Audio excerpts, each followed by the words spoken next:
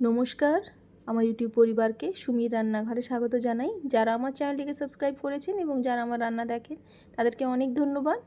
চলুন আজকে একটি রেসিপি তৈরি করি। আজকের রেসিপি বেগুন বাহার। এর জন্য প্রথমে আমি কড়াইতে নিয়ে নেব 50 ml সরষের তেল।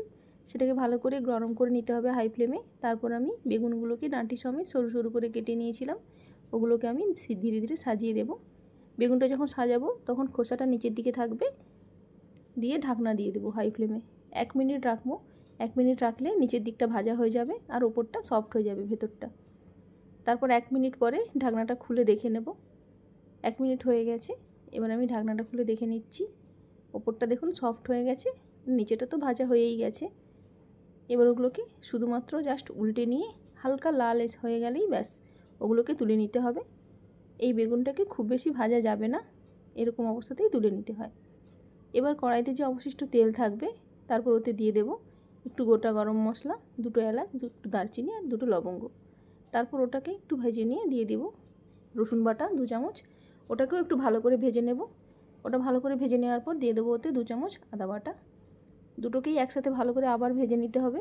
ভেজে নেওয়ার পর ওতে এবার দিয়ে দেবো 3 চামচ পেঁয়াজ বাটা। পেঁয়াজটাকে ততক্ষণ পর্যন্ত ভাজতে হবে যতক্ষণ না পর্যন্ত ওর জলটা শুকনো হয়ে যাচ্ছে এবং হালকা তেলটা বেরিয়ে আসছে মশলা থেকে। পেঁয়াজটা ভাজা হয়ে গেলে এবার ওতে আমি দিয়ে দেবো 1/2 চামচ হলুদ। 1/2 চামচের থেকেও একটু কম দিলে ভালো হয়, একদম একটুখানি হলুদ দেবেন।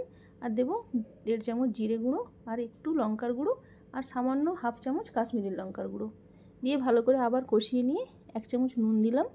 নুন দিয়ে আবার একটু ভালো করে মিক্স করে নিলাম। মিক্স করে নিয়ে দিয়ে দিলাম 3 চামচ পোস্ত বাটা। পোস্তটাকে আবার মশলার সাথে ভালো করে কষিয়ে নিতে হবে যতক্ষণ না পর্যন্ত ওটা থেকে আবার তেলটা বেরিয়ে আসছে। তারপর এবার মশলাটা কষানো হয়ে গেলে এবার ওতে আমি দিয়ে দেবো 5 চামচ টক দই। এখানে এটা টক দই আছে। দইটাকে ভালো করে মশলার সাথে কষিয়ে নেব যতক্ষণ না পর্যন্ত আবার তেলটা ছেড়ে আসছে। এখানে কষানোটাই মেন। কষানোটা সুন্দর হলে টেস্টটাও দারুণ আসবে। ওটা ভালো করে কষানো হয়ে এলে ওতে আমি দিয়ে দেবো খুব সামান্য পরিমাণ জল। আর জলটা দিয়ে দেবো সামান্য পরিমাণ চিনি। 1/2 চামচের মতো চিনি দিয়ে দেবেন যাতে এর টেস্টটা ব্যালেন্স হয়ে থাকে। এবার দিয়ে দিলাম কাঁচা লঙ্কার কুচি। কাঁচা লঙ্কাটা যে যার পরিমাণ মতো দেবেন। তারপর এবার ওটাকে ঢাকনা দিয়ে দেবো 2 মিনিটের মতো। ওটা গোটা ঘন হয়ে এলে ব্যাস এবার তার উপরে শুধু বেগুনগুলোকে সাজিয়ে নিতে হবে। বেগুনগুলোকে খুব বেশি ঘাঁটা যাবে না, জাস্ট শুধুমাত্র সাজিয়ে ওটাকে একটু মশলার সাথে মিক্স করে নিলেই আর ওপর থেকে একটু ধনেপাতা ছড়িয়ে দিলেই রেডি হয়ে যাবে। এটা লুচি, পরোটা, পোলাও এগুলোর সাথে খুব দারুণ লাগবে। ট্রাই করে দেখবেন বন্ধুরা। রেসিপিটি যদি ভালো লেগে থাকে অবশ্যই একটু লাইক করে দেবেন আর পাশে থাকবেন, সঙ্গে থাকবেন। ভালো থাকুন, সুস্থ থাকুন, চ্যানেলটিকে সাবস্ক্রাইব করে দেবেন।